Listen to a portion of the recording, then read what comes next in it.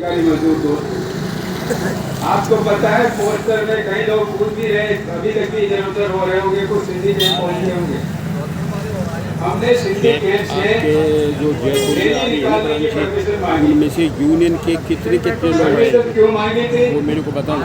हम जानते हैं कानून में परमिशन लेना जरूरी है, तो हमने परमिशन मांगी, सब जगह से नो ऑब्जेक्शन आ गया। एक विधायक पुरी थाने को छोड़ करके जहाँ आप ये धरना लगा रहे हैं, आप ये एरिया विधायक पुरी थाने वालों को दिल्ली में कहीं कोई बाधा आने वाली नहीं थी, ट्रैफिक में आ जाते, यहाँ आके धरना लगा लेते। धरना तो इनके एरिया में ही लगना था, पर इनका ना हो गई तो हमको का कानून में ना है, इसलिए नहीं देंगे आपको, आप तो ये करो धरना लगा। ठीक है, धरना लगा रहे हैं, आम सभा कर रहे हैं। ये सवाल क्यों उठा रहा हूँ, ये कानून की बातों का लगा रहा हूँ। इस देश में संविधान दिवस हमने अभी 26 तारीख को मनाया। संविधान देश का मतलब, संविधान से हमने मनाया, ये देश कानून से चलता है। मूल थीम क्या है संविधान की, ये संविधान के कानून जो बनाए हुए हैं उस कानूनों से देश चलता है। सही बात है। यहाँ आए तो हमने क्या इकट्ठे यहाँ आके बैठेंगे, वहाँ से थोड़ा अच्छा भी लगेगा। मजदूर तो रैली के नाम से चल कर के आए, दूर से गंगानगर से, हनुमानगढ़ से, उनको भी लगा चाहिए थोड़ा 4 किलोमीटर से सही हमने रैली को निकाली। तो विधायकपुरी थाने वाले साहब हमारे आदरणीय हैं, हमारे भाई हैं, छोटे भाई हैं, उम्र में छोटे भाई कहूँगा कि उम्र के हिसाब से वो अपनी ड्यूटी कर रहे थे। मैं किसी बात को अदरवाइज नहीं देता हूँ, वो ड्यूटी कर रहे थे तो उन्होंने कहा साहब ये तो रैली है, रैली मत करो। बहुत बढ़िया बात है, हमको कानून बताते हैं कि ये रैली है तो नहीं करनी चाहिए। अब हमारे 24 महीने से रिटायर्ड कर्मचारियों को एक ठेला मिला। मैं पुलिस वाले भाइयों से भी ये सवाल करना चाहता हूँ, आपको भी रिटायरमेंट के बाद 24 महीने तक कोई पैसा नहीं मिले, एक ठेला नहीं मिले, तो आपको गुस्सा आएगा कि नहीं आएगा? आपके मुंह से गाली निकलेगी कि नहीं निकलेगी? तो नारे लगाना एक तरह का गाली देना ही है। तो आप में से कोई हेड कांस्टेबल साहब, SHO साहब, थानेदार साहब या उनसे बड़े अफसर हमारे MD साहब को भी कानून समझा दो ना।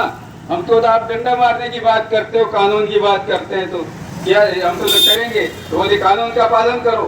तो MD साहब 35 साल मजदूर से काम लेने के बाद, उसके बाद भी ग्रेच्युटी का पैसा नहीं दे, उसके बाद भी EL का पैसा नहीं दे, तो कानून नहीं तोड़ रहे हैं क्या? और कानून तोड़ने की सजा अगर डंडा ही होती है तो पुलिस वाले भाई साहब, मैं जरा MD साहब को भी बताओ ना कि डंडा क्या होता है, कानून क्या होता है। तो कानून की देश में अलग अलग परिभाषाएं होती हैं। जो कमजोर है उसके लिए तो कानून करने का, वो जो सक्षम को नहीं दोष उठाई, जो सक्षम है वो कानून तोड़े तो उनको इनाम दिया जाएगा। कल को रोड में आमदनी बढ़ जाएगी,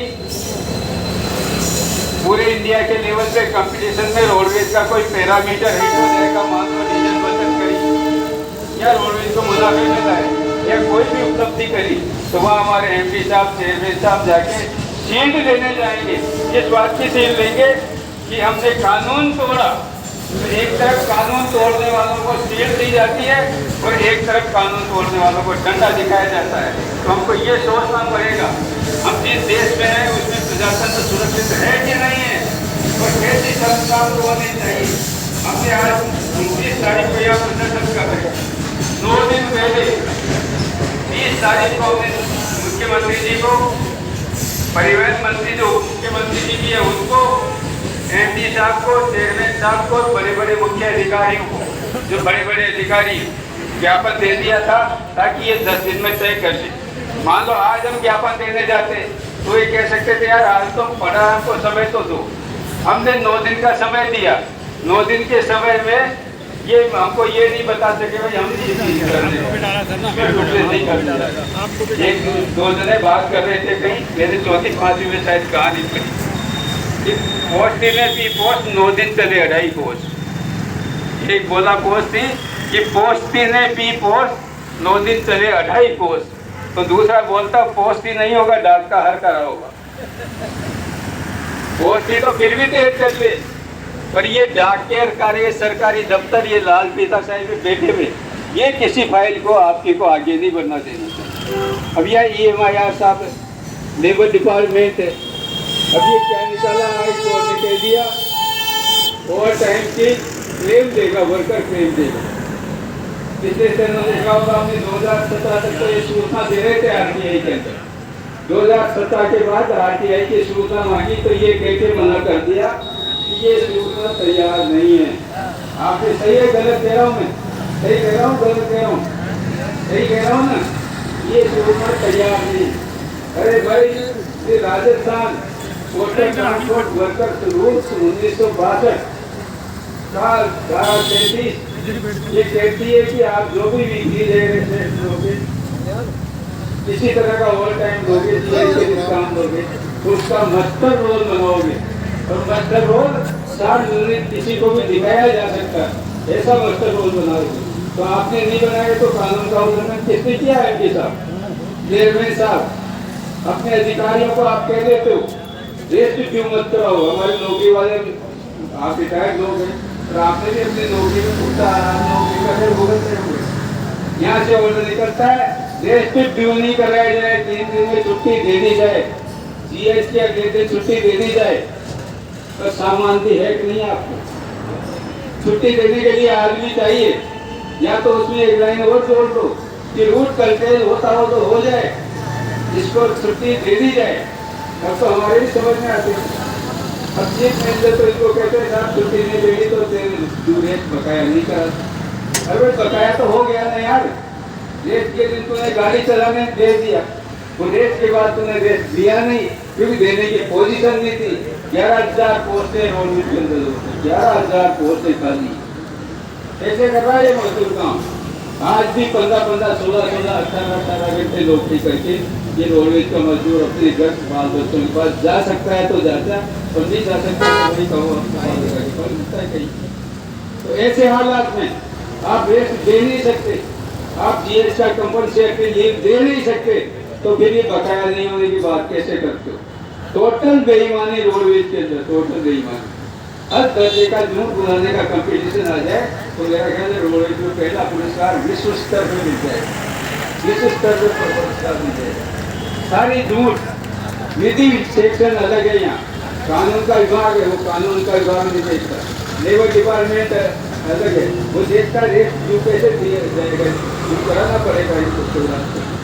तो हमने आज से 10 दिन 9 दिन पहले ज्ञापन इनको दिया, दोस्तों आपकी सारी समस्याओं को एक सही करने की कोशिश, और कोशिश की कि हर वर्कर की समस्या को हम उन्हें समावेश करें। आप पता नवंबर 2024 से ग्रेच्युटी और ईएल का पेमेंट बकाया। अभी हम ईडीए साहब से मिले थे आपके इससे पहले, ईडीए साहब से मिला दिया था करते कर, तो हमने कहा साहब एमपी साहब से मिले हैं, एमपी साहब से लंबे काम हमारा समाधान हो नहीं सकता। तो एमपी साहब से तो हम मिलेंगे 3 बजे, जब हमारा धरना खत्म हो जाएगा तब चल जाएंगे, फिर सदन से बैठ के बात करें। और आप एक बात बताओ कि रोज तनख्वाह देते हो, पेंशन देते हो, 100 करोड़ से ज्यादा का जुगाड़ करते हो, कटोरा देके बीच मांगने जाते हो सरकार के पास। जब कटोरा ही लेके बीच मांगने चल गए सरकार के पास, तो थोड़ा ज्यादा मांगो, ज्यादा मांगो। 100 करोड़ मांगते तो 110 करोड़ मांगो। आज की तारीख में रिटायर्ड कर्मचारियों का भुगतान मात्र 6 करोड़ रुपये महीने का होगा। पहले 15-15 करोड़ का होता था, वो नहीं है। मैं समझ नहीं पा रहा हूँ। हमने कहा तनख्वाह के साथ, पेंशन के साथ 1 महीने का कम से कम रिटायरल पेमेंट होना चाहिए।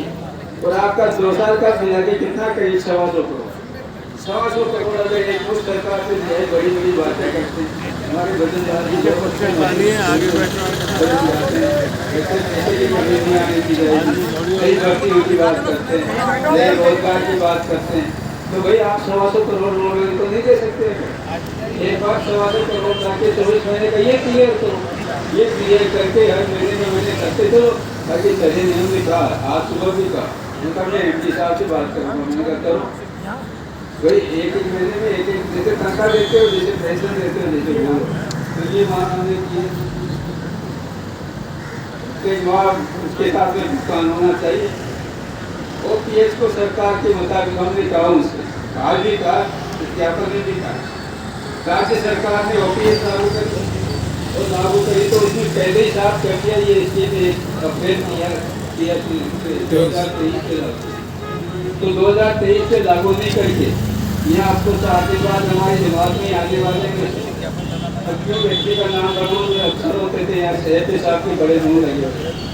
उन्होंने कह दिया तो कान में भर दिया कि जिस महीने वो पैसा जमा कराएगा उसके दूसरे महीने से पेंशन देगी। अरे भाई तुम मई में ऑर्डर निकाल दो, जून में पैसे की तारीख दे दो, जब तो जमा कराऊंगा। इसका मतलब तुम जुलाई से पहले पेंशन नहीं निकालोगे। और उसमें भी इतनी जबरदस्त बेईमानी मैं इसलिए गया, मेरे को एक साथी का उदाहरण मिला, पता नहीं उसकी पेंशन हुई है कि नहीं। फिर उसको कहा कि तो 20 लाख जमा करा दो, उसने 20 लाख जमा करा दिया। जिसको कहा तो 4 लाख और जमा करा दो, उसने 4 लाख और जमा करा दी। जिसको कहा तो 15,000 और जमा करा, 15,000 जमा करा। अब उसकी पेंशन कब से दे रहे हैं? जिस दिन 15,000 जमा हो गए उसके अगले महीने से पेंशन दे। अरे गणित तो तुम्हारी ठीक नहीं, गणना से तुम देते भी, ये भी मांगे हमारे इसके अंदर। इसी से मांगो, आज दीदी साहब को भी हमने कहा मैं लाऊंगा 5 लाख दे दो, तो आप पूछोगे तो सही किस हिसाब से 5 लाख मांगो, हिसाब बता। तो इन्होंने किसी भी रिटायर्ड कर्मचारी को जिसने OPS का ऑप्शन दिया तो किसी को भी गणना शीट दी क्या भाई? आपको किसी को नहीं दी। वो बड़े साहब के मूल रखवाल थे ना, उनके बेटा कहते हैं बैंक में नौकरी करता है या पता नहीं बेटे करते हैं। सो उसमें पैसा किसी तरह ज्यादा से ज्यादा 200 के डालना था। आज तक गणना शीट नहीं दी। गणना शीट नहीं दी, वो गणना शीट दी जाए। नियोग का जो CPF अनुदान है शुरू से 12% ले लो। हमने संयुक्त मोर्चा की मीटिंग में भी कहा 12% का फार्मूला कहाँ से लाए? कानून में तो पहले 8% CPF करता था, 10% शुरू हुआ, फिर 12 करना शुरू हुआ। तो जो घटा जो नियोक्ता ने मिलाया वही तो हमसे हिसाब दोगे ना। पर उन्होंने तो नहीं, शुरू की तारीख से 12%। मतलब पहला एक बार क्या हो, गाँव में एक जाट हुए, अदरवाइज मरते नहीं, खेत से हल जोड़ के आ रहा था शाम को घर, और एक गांव का सामने से आता मिला, बोले जाट बाबा तेरे पोता हुआ। तो उसने फौरन हल को पटक दिया वहीं पे और पैदल चल दिया। अरे बोले हल तो ले जा। बोले हो गया यार, अब करने वाला कर लेगा, मैं तो अब निवृत्त हो गया, सोरा हो गया ना करके ऊपर। तो ये भी ऐसी बातें करते हैं कि शुरू से 12% ले लो। अरे भाई 12% कैसे ले लो? कानून में लिखा ही नहीं। पुलिस वाले भाई साहब काम लाते, जरा उनको समझाओ ना, ये कानून में नहीं लिखा है। खाली हमको ही डंडा बजा के डराते हो यार। हम तो मजदूर आदमी हैं, हम तो देश के निर्माता है, हम तो देश में उत्पादन करते हैं, हम बसें चलाते हैं, उसमें आप पुलिस वाले भी यात्रा करते हो नहीं करते हो? फ्री में करते हो। तो यार हमको तो थोड़ा मुस्कुरा के ही बात कर लो। और हमको तो डंडा बताएंगे और वो अफसर कानून तोड़ने जिनको कुछ भी नहीं करे। तो ये विसंगतियाँ OPS की, उसमें EDLI का पैसा वसूल कर लिया। EDLI क्या है? बीमा है।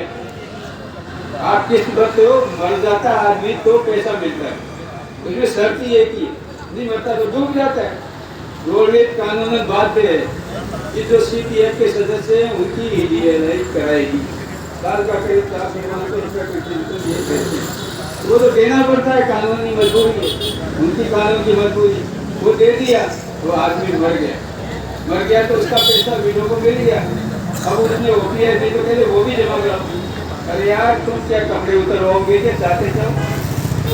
वो पैसा तो देने का था, तुम भूखे ही मर रहे हो ज़्यादा से ज़्यादा। तो यार तुमने 500 रुपये महीने का किस्त दिया, जो भी 20 साल हमने जाती है, वो 500 रुपये साल के पैसे ले लो तुम। तो यहाँ सुनने वाला कोई नहीं। हमने नगरी चौपट राजा टके से बाजा। एक बार हमारे लोग कहते कि साहब बात करो। अरे बात किससे करें? तो किससे करें बात? मैं तो कहते हमारे पास पैसा नहीं। अरे पैसे के अलावा भी बहुत सारी बात है। हिसाब बनाने में क्या का पैसा जा रहा है? वो टाइम की गणना करके हिसाब बना के हिसाब करो, कहाँ पैसा जा रहा है? पैसा तो नहीं जा रहा ना अभी। तो ये तो करो, पर ये भी नहीं करना चाहते। OPS की विसंगतियों को दूर करा जाए। 7वां वेतनमान आपको पता है 1,22 से लगा था। अब जिलेदार कर्मचारी के ऑर्डर में लाभ की मंथ में किसी के 1 महीने का रुपया, किसी 2 महीने का रुपया, किसी के 3 महीने का। अरे भाई उसको बुला ही दोगे क्या? याद साहब ने पत्र लिखा है, लेकिन तुमने लिखा भी यही है कि मैंने में ऐसा लगता है ये तो भूला देना चाहते हैं, तो देखे भूल जाते हैं ना। उनको आज 3 महीने का एरिया है, किसी के 1 महीने का, किसी 2 महीने का, उसको देना ही नहीं चाहते। उनका फिक्स है सर, पेंशन का ये सरकार लोग।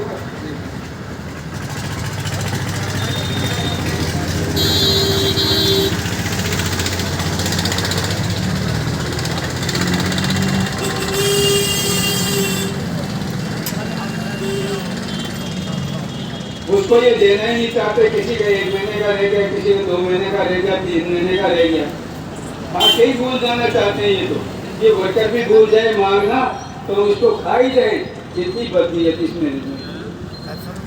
ये जो 24 से अब तक डीए लगते आए थे, 24 से, उसमें 18 महीने का रिटायर्ड कर्मचारियों का डीए रोक दिया गया। 18 महीने कल तनख्वाह गई। भेदभाव का आरोप नहीं भी कहे तो बदनीयती तो इनकी है ही, कुछ न कुछ तो गड़बड़ ज्यादा है, दाल में काला जरूर है। डीए आपके लगा के पेंशन वालों के कल पेंशन गई है, देखो डीए नहीं जुलाई वाला डीए वाला और कर्मचारियों के लग गया। हर बार ऐसा क्यों होता है? इसका मतलब मैनेजमेंट भी है, नौकरी कर रहे हैं उनकी चिंता करो, जो आउट हो गया सो आउट हो गया, ये नहीं करने दी जाएगी। एमडी साहब, चेयरमैन साहब, हम जानते हैं आप जानबूझ करके उपेक्षा करो। हम ये आरोप लगा रहे हैं, उपेक्षा हो नहीं रही, उपेक्षा की जा रही है। अभी पेंशन के इसमें मिलना चाहिए था उनको, तो कई ऐसी चीजें जो साबित करती है। अब ट्रेन मरी के बता दिया मैंने, पे मैट्रिक्स के आधार पर तनख्वाह इनकी तो पे मैट्रिक्स के आधार पर पेंशन गवर्नमेंट में बनी, हमारे 1 अप्रैल 22 से लागू हुआ 7वां वेतनमान, तो फिर पे मैट्रिक्स के आधार पर पेंशन मिलनी चाहिए। पर वो कई बार संयुक्त मोर्चा में बात की, पे मैट्रिक्स के आधार पर नहीं लेना चाहते।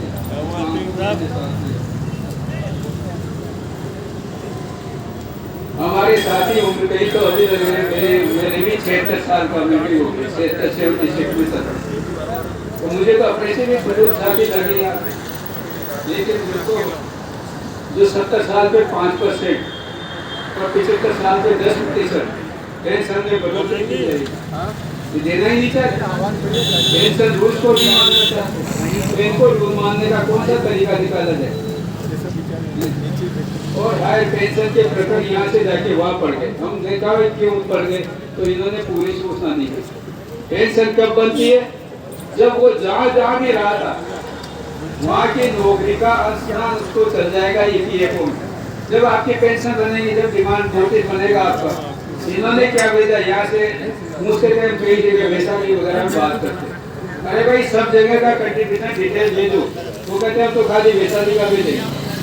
क्यों बोले? हमको वहाँ एक भगवान बैठे हुए हैं, हम तो एमडी की नहीं माने, हम चेयरमैन की नहीं माने, हम तो उस भगवान की मानेंगे। और भगवान ने कह दिया तू तो अपने यहाँ का बेच दे, खाता रहेगा, ठोक ये हालत है यहाँ के दफ्तरों में। 4 दिन बाद आप भी भाई साहब जो अच्छे दिन 4 दिन बाद 31 तारीख को हमारे बीच में आके बैठोगे, कैसा लगेगा आप? उनका हमने कहा वहाँ गए हम ईपीएफओ ऑफिस ने एक चिट्ठी लिखी एमपी साहब के नाम। भाई राजस्थान में जहाँ सीपीएफ पेंशन का कर्मचारी रहा, वहाँ के अंशदान का विवरण महीनेवार बना करके हमके भेजो, ताकि हमको डिमांड नोटिस भेजे। आपको व्हाट्सएप पे भेजी थी कॉपी, आप देखिए कि व्हाट्सएप पे डाली चल रही है गाड़ी से कॉपी निकलवाई।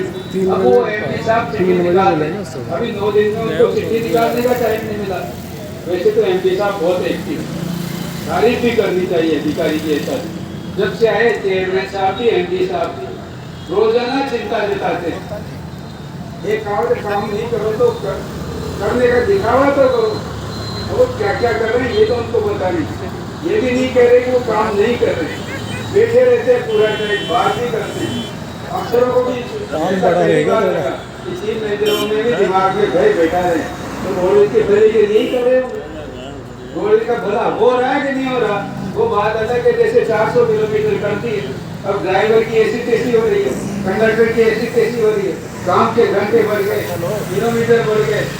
अब उसका फायदा रोडवेज को होगा ये होगा, पर इन्होंने तो वर्कर की कमर तोड़ने में कोई कसर नहीं हो तो कर तो रहे, बहुत चिंतित नजर आते हैं। पर चिंता में जरा मेहरबानी करके श्रम कानूनों को भी एमपी साहब पढ़ दे तो बहुत बढ़िया रहे। हम आपसे निवेदन कर रहे हैं, बहुत ज्यादा समय वर्तमान मैनेजमेंट को नहीं हुआ कि अपन कोई अच्छी या बुरी की धारणा बना सके। नाम तो भला कहते हैं, नाम तो बुरा कहते हैं, पर हम ये कह रहे हैं भजन लाल जी आए बच्चों को पहले तो भजन दो, बस भजन गा के थक गए, हम तो नारे लगा रहे हैं मुर्दाबाद। हमने आज नारा दिया सरकार की नीतियां मुर्दाबाद, सरकार मुर्दाबाद ही बोला।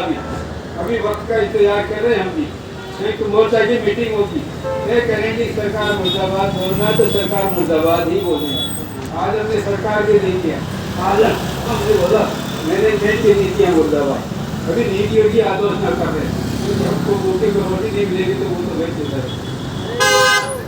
5 के 6 वेतन आयोग के एरिया पर रोडवेज ने कई लोगों को अपना अनुदान नहीं दिया। CPF 25 लोग तो सेंट्रल वर्कशॉप जयपुर के अजमेर के अटके हुए थे, उनका तो किसी तरह से पेमेंट आ गया, लेकिन बीज वाला के तुम्हारी साथी आज भी नहीं दे रहे। एक ऑर्डर दिखा दिया, अभी आगे देना ही बंद कर दो, उस ऑर्डर को भी वापस नहीं कर रहे, तो ये मांग भी हमने जोड़ी। और सबसे बड़ी बात कि ब्याज क्यों नहीं, रोडवेज को कोई एक भी बिना ब्याज के उधार देता है क्या? सरकार आपको एडवांस देती है बिना ब्याज के, वापस देती है क्या? कभी आपने व्हीकल लोन लिया बिना ब्याज के लिया क्या? आपने घर का लोन लिया बिना ब्याज के चुकाया क्या? तो ग्रेच्युटी एक तो कहता 30 दिन में ग्रेच्युटी का पेमेंट कर दो, ये तो ब्याज देंगे 10% देना पड़ेगा, ये तो करवा ही नहीं। तो हमने कहा विलम्ब से जो भुगतान किए गए रिटायरमेंट के, उनके ब्याज का भुगतान करो। और एक जो हाई कोर्ट का जिसका हवाला कर दिया याद है, तो रिपीटेशन हो जाएगा, आपने बता ही दिया ना, तो मेरे ख्याल में विस्तार से बताने की जरूरत नहीं। पर कुछ हमारे जल्दबाजी में साथी वकीलों के पास चलते, वकील कानून कायदा पढ़ते नहीं, हाई कोर्ट में रीडिंग लग गई और हाई कोर्ट ने एक डायरेक्शन पास कर दिया कि वर्कर क्लेम करेगा। इस बात को हम कई दिनों से लड़ रहे हैं यहाँ पे, वर्कर क्लेम कैसे करेगा?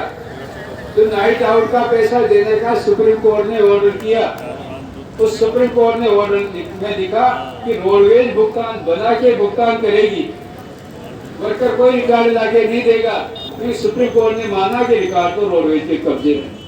तो ड्राइवर के वीकली रेट का रिकॉर्ड रोडवेज के कब्जे में, ड्राइवर के सीएस का रिकॉर्ड रोडवेज के कब्जे में, ड्राइवर के ओवरटाइम का रिकॉर्ड रोडवेज के कब्जे में। तो इतने रिकॉर्ड रोडवेज के कब्जे में, ये उसको दिखाते नहीं, और चिट्ठियां दे रहे बांसवाड़ा के मेरे पास फोन आएगा कि आपका कुछ भी बकाया नहीं। अरे तूने बनाया क्या जो बकाया का पता चलेगा? तूने मास्टर रोल बनाया क्या? Rajasthan motor transport workers rules 1962 की धारा 37 के तहत तुमने बनाया क्या मास्टर रोल? नहीं बनाया तो हिसाब कैसे निकलेगा? तू तो खाता भाई नहीं रखना चाहता। तो हमारी ये मांग है, खाता भाई रखो, उसको सार्वजनिक करो, किस वर्कर का बकाया नहीं तो हमें पता चल जाएगा बकाया है नहीं। कुछ मांग पत्र 13 मांगों में सारी समस्याओं को आपके मुसीबत लेकर किया। दोस्तों कुल मिला के सवाल ये, उनके पास पुलिस, उनके पास डंडा, उनके पास स्थायी आदेश में दंड देने की जरूरत। मुझे इन जोन का एक उदाहरण मुझे याद आ रहा है, एक ड्राइवर को 4 फुट ही ट्रांसफर मिला। जैसे अंधे हो रहे रोडवेज का मैनेजमेंट, मेरी बात जा रही है अंदर, तो श्री साहब नोट करें, एमपी साहब को बताएं कि टायर फूट गया, नया टायर फूट गया। मेरे आज तक समझ में नहीं आया, इतनी नौकरी कर ली, मैं भी जेईएन से रिटायर हुआ वर्कशॉप में, ड्राइवर टायर कैसे फोड़ता है? उतर के गेती फावड़े से फोड़ता है, कैसे फोड़ता है ड्राइवर? आपकी लापरवाही से टायर फूटा। अरे कौन सी लापरवाही? आज तक इतनी चार्जशीटों के जवाब दे दिए, एक भी एमओ, एक भी टायर निकाली, एक भी जीएम टायर, ये नहीं बता सका कि वर्कर की कौन सी लापरवाही से टायर फूट। नए टायर फूट गए। एक टायर तो उस टायर की क्लेम करते कंपनी को कि बनावट में आपकी कमी थी, आपने पूरा रबड़ नहीं लगाया, आपने कमी छोड़ दी, पूरा नहीं पकाया, इस वजह से टायर हमारा इतने जल्दी फूल गया। और उसी टायर के लिए ड्राइवर को 4 सीट देते हैं, तो तेरी लापरवाही से तो घर में यार है वो साहब तय तो कर दो, चीफ साहब तय तो कर दो। जिन टायरों के लिए कंपनी में क्लेम भेजा जाता है, क्लेम पास होगा नहीं होगा वो अलग प्रश्न है। कंपनी ने लिख दिया, इसके तार निकल गए, जब तक भी तुमने इसको रिपेयर नहीं कराया तो तुम्हारी लापरवाही, किसी लापरवाही, रोडवेज की लापरवाही। कंपनी ने कह दिया तो ड्राइवर से किस बात की बात तो बड़ी हुआ है कि गड्डी का दंड फकीर अच्छी नहीं है, क्या शब्दों में सुनने में अच्छी नहीं। और तुम्हारी गलती तुम्हारी है, वो टायर को टाइम से नहीं बदलता, बेरिंग घिसा हुआ लगाता है, टायर के भट्टा भरना बोलने पर बेरिंग घिसी हुई रहती है तो जगह जगह उसमें टायर में चक्के हो जाते हैं और उस वजह से टायर फूट जाता है। उसको भी ड्राइवर ये कैसे चलेगा भाई? तो हम कब तक बर्दाश्त करें? ये मजदूर हम सस्पेंड तो एमडी को नहीं कर सकते, हम चेयरमैन को 4 सीट को नहीं दे सकते, तो क्या करें हम? कोई है आपके पास ताकत? आपके पास है एकता की ताकत, आपके पास है एकता की शक्ति, एकता कायम करो और संघर्ष करो। दुनिया की कोई ताकत नहीं जो आपको जीत हासिल करने से रोक सके। हमारा संकल्प है, जब तक पूरा भुगतान नहीं, तब तक हम विश्राम नहीं करेंगे। कई बार लगता है 1-2 महीने यार 1-2 महीने और कुछ नहीं कर रहे, वो 1-2 महीना तो प्रोसेस में लग जाता है, बाकी एक दिन भी हम बैठे नहीं, चाहे ज्ञापन के माध्यम से, चाहे भेंट के माध्यम से, चाहे रैली के माध्यम से, चाहे धरने के माध्यम से, चाहे पोस्टर के माध्यम से, हम किसी न किसी रूप में मैनेजमेंट और सरकार का ध्यान आकर्षित करते रहे। फिर भी नहीं माने तो क्या करूं? फिर तो लड़ेंगे लड़ेंगे लड़ेंगे लड़ेंगे लड़ेंगे